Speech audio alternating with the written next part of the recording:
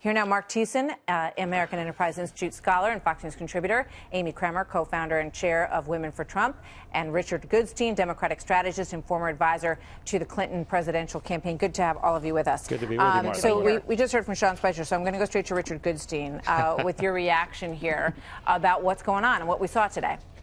Well, he referenced the Constitution several times, and to your credit, you pointed out that this does not have to be delivered in person in the House.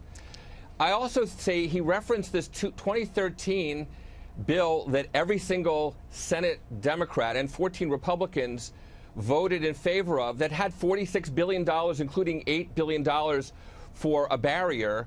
I would say if Donald Trump wants to call Nancy Pelosi's bluff, have Mitch McConnell and bring that bill up today or tomorrow, and let's see where the votes are. I believe that Nancy Pelosi would get the House to vote for that, and that settles it, okay?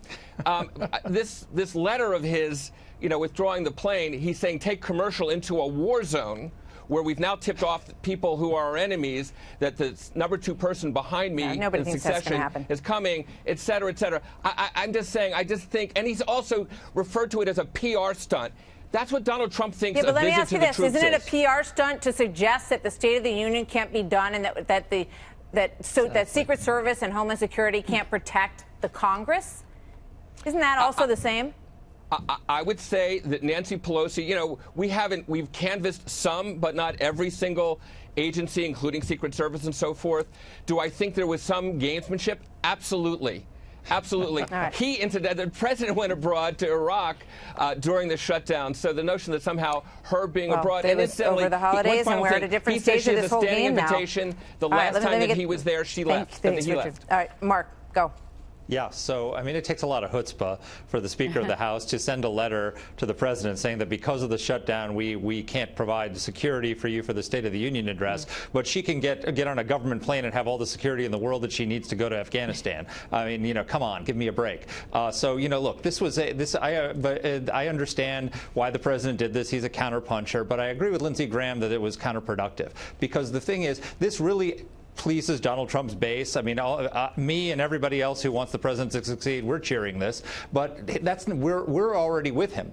The people he needs to win over are persuadable people in the middle who are frustrated with the shutdown. And polls show 71% of Americans want both sides to compromise and come up with a deal. His job is to show that he's the adult in the room, that he's the one who's staying in the Oval Office, doing his job, offering to negotiate, offering to compromise, while they're pulling political stunts. And instead what he did was he got down and did a political stunt as well. It's counterproductive to what he's trying to accomplish. Amy, what do you think?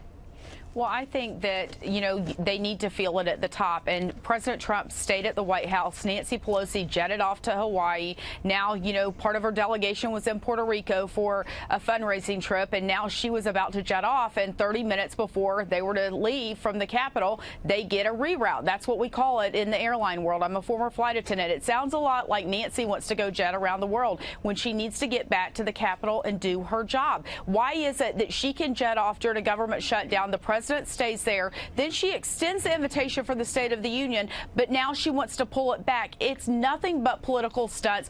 The president is trying to deal with a real crisis that our nation is facing, Martha. Women for Trump brought angel families to Washington this week that have lost family members to opioid abuse. They've lost family members to illegal crime. And this is a situation that its lives are at stake on both sides of the border.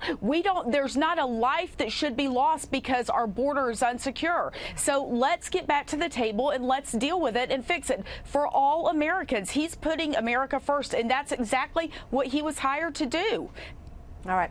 I want to switch gears here just for a moment. I want to play this video from Alexandria Ocasio-Cortez. There's just interesting juxtaposition. Everybody who is getting attention these days is using the platform of Twitter and everything else to do it, and she seems to be mastering it for her party. Watch this. The truth of this shutdown is that it's actually not about a wall.